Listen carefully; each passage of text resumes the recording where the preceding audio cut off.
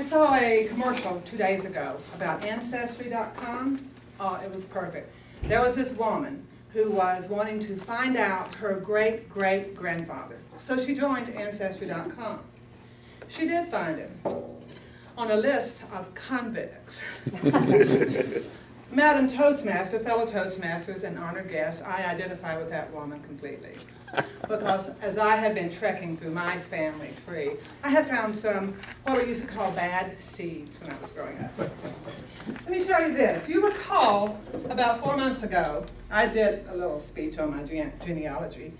This, at that time, is what my family tree looked like, or my family fan. You don't really have to see the names, but you can see that there's an awful lot, thank you, an awful lot of blank spaces. Altogether, just for your information, there's me right there. Mm-hmm. This is 8 generations. 510 people are in 8 generations.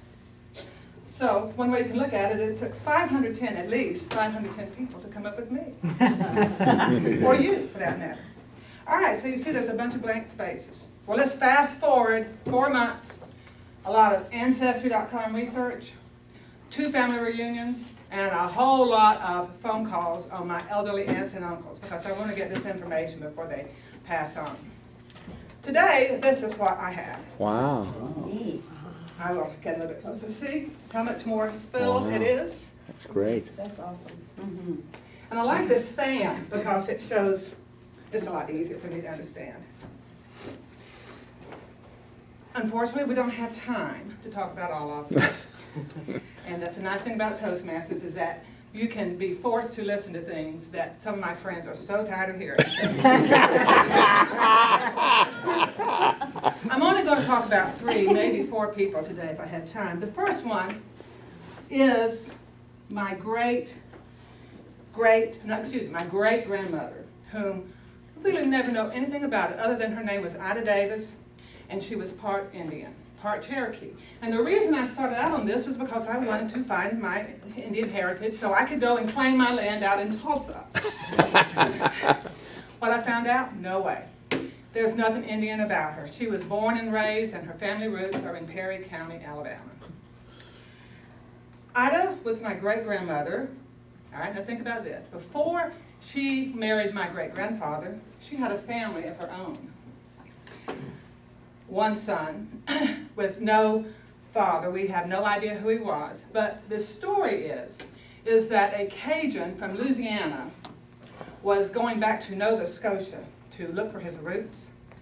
And he planted a seed in Alabama, so to speak, and then went on back to Nova Scotia. And Ida, in honor of her child, of the Cajun, named him Nova Scotia. That really is his name, Nova Scotia. So he was my half-uncle. He was about 10 years older than my grandfather. So how do I know this?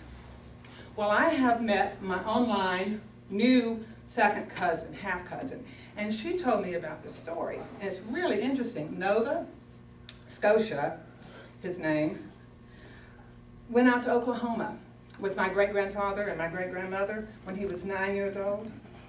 And he didn't like it. He walked back from Oklahoma to Alabama at the age of 9. And it is thought that the reason he walked back because he couldn't stand Mr. Swindle.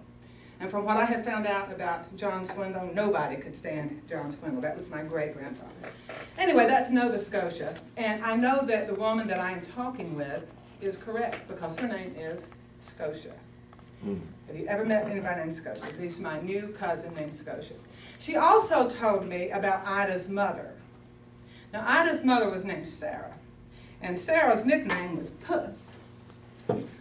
I have no idea how that name came about, but I have a conjecture now because she told me a story.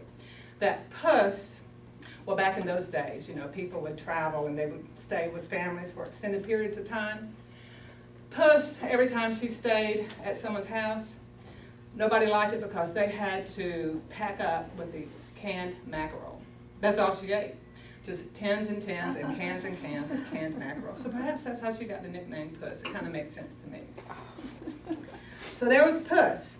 Now, Puss, this is interesting. She has a last name, Bird. Oh my God. I have another great-great-grandmother named Bert. She's over here. They're sisters.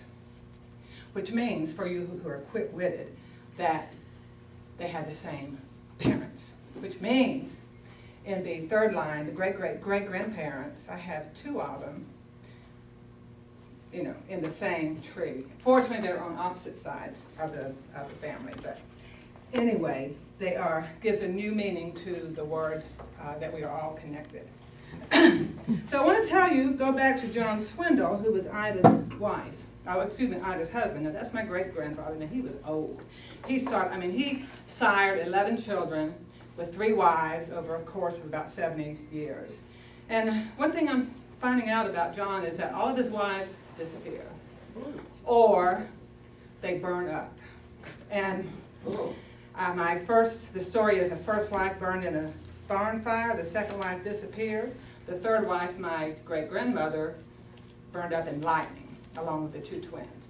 Those are just the stories that I have learned from this research on Ancestry.com, plus all the friends, all the people that I have met. And I've met about 6 or 7 distant kin. I mean, at this point, it doesn't matter if they're second or third cousins, but they're distant kin, because they are all connected somehow. And the story, the upshot of this is that if you think you know who you are, you better be prepared, because who you think you are and who you are could be 2 very different things. Madam Toastmaster.